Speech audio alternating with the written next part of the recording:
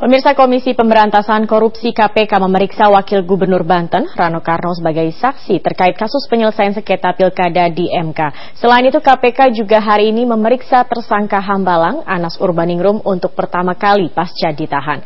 Dan untuk informasi selengkapnya, kita telah bergabung dengan Francisca Renata, langsung dari Gedung KPK Jakarta. Francisca, bagaimana jalannya pemeriksaan terhadap Rano Karno maupun juga Anas Urbaningrum? Ya, Zakia, hingga saat ini pemeriksaan terhadap Rano Karno maupun Anas Urbaningrum masih terus berlangsung di gedung KPK. Dan tadi dari antara keduanya, Rano Karno datang sekitar pukul 9.15. Rano Karno datang pertama kali. Dan kedatangan Rano Karno kali ini, Wakil Gubernur Banten ini diperiksa sebagai saksi terkait kasus penyelesaian sengketa pilkada di Mahkamah Konstitusi, terutama kasus pilkada Lebak, Banten. Rano Karno diperiksa sebagai saksi untuk tersangka mantan Ketua Mahkamah Konstitusi Akil Mukhtar, serta untuk adik Atut Tubagus Khairi Wardana yang juga sudah ditetapkan sebagai tersangka. Kedatangan Rano ke KPK dengan didampingi oleh ajudan dan sejumlah staf dari Provinsi Banten.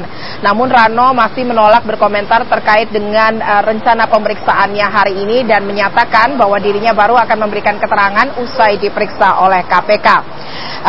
Dan pemeriksaan Rano Karno ini terkait dengan penangkapan Akil Mukhtar yang sudah dilakukan oleh KPK pada 2 Oktober 2013 lalu terkait penanganan 2 perkara pilkada. Sementara itu, selain itu, hari ini KPK juga memeriksa Anas Urbaningrum, mantan Ketua Umum Partai Demokrat ini diperiksa untuk pertama kalinya pasca ditahan KPK 10 Januari lalu.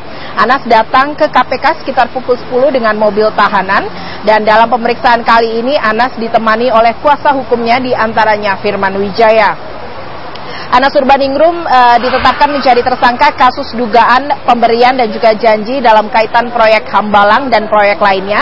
Dalam surat penyidikan, Anas disebut melanggar pasal 12 dan pasal 11 Undang-Undang Tindak Pidana Korupsi.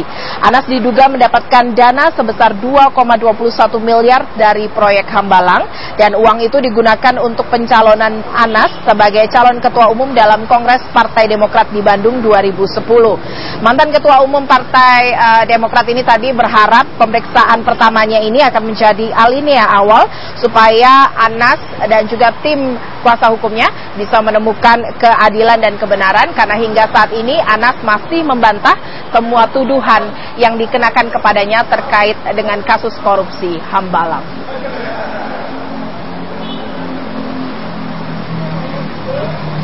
Demikian, Zakia. Baik, kita tunggu apa hasil pemeriksaan dari keduanya. Terima kasih, Francisca Renata melaporkan langsung dari Gedung KPK Jakarta.